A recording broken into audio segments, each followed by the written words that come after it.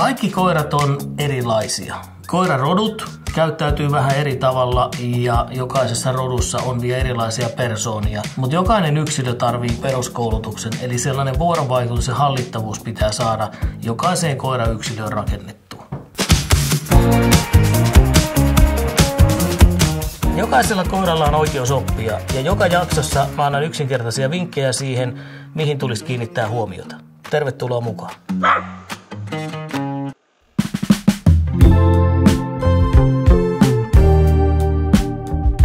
Jollakin yksilöillä on semmoista ääniherkkyyttä tai oikeastaan yliherkkyyttä äänille. Eli ne on käytännössä herkistynyt jollekin asialle, salama lyö johonkin lähelle ja koira säikähtää sitä ääntä. Se tarkoittaa, että se lähtee kasvamaan se pelkotila sen koiran mielessä.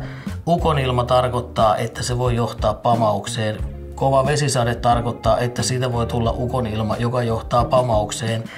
Ja voimakas tuuli edeltää sadetta, joka edeltää ukonilmaa, joka edeltää salamaa, joka voi sen koiran pelästyttää. Ja tällä lailla se lähtee ikään kuin semmoinen pelkokehä sieltä niin kuin kiertymään. Että tällainen pelkotila pitäisi katkaista sillä tavalla, että lähdetään niin kuin pois herkistämään koiraa tai vastaehdollistamaan sitä näihin koviin ääniin, että annetaan sille muuta tekemistä niiden jännittävien asioiden läsnä ollessa. Sitä ei voi sieltä pamauksesta aloittaa. Silloin lähdetään sieltä, mikä on tuoreen asia. Jos tässä mun esimerkissä puhuttiin nyt tuulesta, niin tuulella tapahtuu kivoja asioita. Kun alkaa tuuli, niin alkaa leikkiä. Eli se koira oppii odottamaan, että tämä ympäristön muutos tuokin tullessaan jotain muita asioita kuin pelottavia asioita. Haukkuherkkyys on oikeastaan semmoinen ominaisuus koirassa, että ne reagoi ympäristössä kuuluviin ääniin haukkumalla.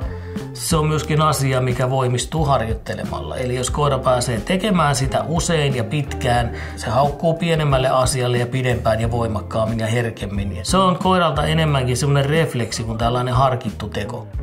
Äänetkö ne on, mikä käynnistää sen haukkumisen vai? No mä sanoisin, että hyvä esimerkki on sellainen, että kun tullaan hissistä ja sen hissin takana onkin joku ihminen, niin se on ihan, siis on tosi kova haukku. Nämä on niin kauhean nopeita reagoimaan, että siinä ei niin kuin itse millään aina kerkeä. Ei. Reagoimalla et koskaan ehdi, aina pitää pystyä ennakoimaan. Tekee harjoituksia, lavastetaan tilanteita. Sanot istu ja avaat hissin oven ja astut ensin itse pihalle. Ja sit kato, ettei se me törmää kenenkään siihen, että okei, mennään. Nyt sille kehittyy niinku tapa, että se jää istumaan sinne hissiin ja odottaa, että sä ratkaiset tämän tilanteen. Pieni asia, mutta kun se tapahtuu säännönmukaisesti, hissistä poistuminen tapahtuu samalla tavalla aina. Joskus se tirskahtaa, mutta sä saat sen käytännössä niinku haltuun siitä huolimatta, koska sillä asialla on jo rutiini. Kun joku ulkopuolinen ääni saa semmoisen tunnekuohun aikaan koirassa, että se reagoi siihen haukkumalla, niin se ei mene odottamalla ohi, eikä se mene myöskään kieltämällä ohi. Tukahduttamalla sitä tai odottamalla, että haukkuminen hiljenee. Se on asia, mikä pitää pystyä resetoimaan sillä, että koiralle annetaan muuta ajateltavaa. Eli kun sun luokse, ota kainaloon, silittele 15 sekuntia, että se koira on rennompi ja sit päästät sen vasta niin kuin menemään. Tällaisissa tilanteissa, jos se haukahtaa kerran, niin okei, se ilmoitti, että tuolla on jotain. Jos se jää haukkumaan, niin sit pyydät tekemään. Sä, että hei, istu. Istu. Kiitos. Joo, hyvä. Ja saat huomioon osaksesi, kun istut, kun pyydetään, että sillä että keskeyttää se. Ja monta kertaa ne menee semmoiseen kuplaan, ne ääniherkät koirat. Sen täytyy niinku herättää sieltä, että sanot, hei, sinä. Puhkaset sen kuplaan ja sitten kerrot, että istu, tule tänne. Mä otan tämän tilanteen haltuun, sun ei tarvi.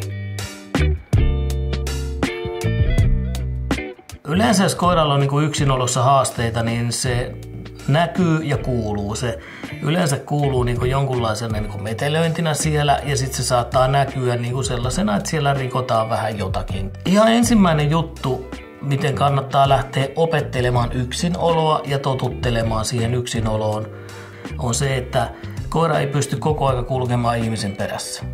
Eli se on niinku toisessa huoneessa, siis portin takana tai eri tilaan jää hetkellisesti silloinkin, kun ihminen on kotona. Jotkut koirat menee mylläämään sängyn, koska siellä on ihmisen haju voimakkaimmillaan. Okei, sä voit antaa petivaatteen tai likaisen teepaidan sille koiralle sinne koiran tilaan, sinne koiran pedille. Eli tarjoa sille se haju, mikä tuo sille turvallisuuden tunnetta. Sille voi antaa myöskin tekemistä, jonkun pitkäkestoisen syötävän siinä vaiheessa, kun sä vähän aikaa käyt jossakin, käyt viemässä roskapussiin. Eli se koira oppii olemaan omissa oloissaan, syömään itsensä rauhalliseksi ja huilaamaan, koska mitään äkkinäistä ei tule tapahtumaan. Ja sitten kun lähdet kotoa, niin lähde siitä niin hyvin rauhallisesti ja pikkuhiljaa. Ja kun tuut takaisin, niin tuu samalla lailla järjestelmällisesti pikkuhiljaa takaisin sinne kotiin. Se, että ihminen poistuu ovesta välillä pois ja tulee takaisin, niin se on ihan arkinen ja tavallinen asia, mikä toistuu monta kertaa päivässä. Se, että jätetään koiralle radio tai taustaääni, se on ihan hyvä tapa, koska sillä tosiaan pois suljetaan niitä ääniä, mitä ulkopuolelta kuuluu, ja koira ei ole ihan niin skarppi kaikkiin ääniin, mitä kuuluu vaikka rappukäytävästä. Silloin, jos koira tekee tuhojansa siellä, tekee tarpeita sisälle ja tuhoaa ympäristöön ja on rauhatonta tuosta, ja silloin kannattaa niin kuin aika matalalla kynnyksellä lähteä ottamaan yhteyttä asiantuntijoihin. Sitten vaan harjoittelemaan. Katso myös muut videot, siellä tulee lisää vinkkejä koiran opettamiseen.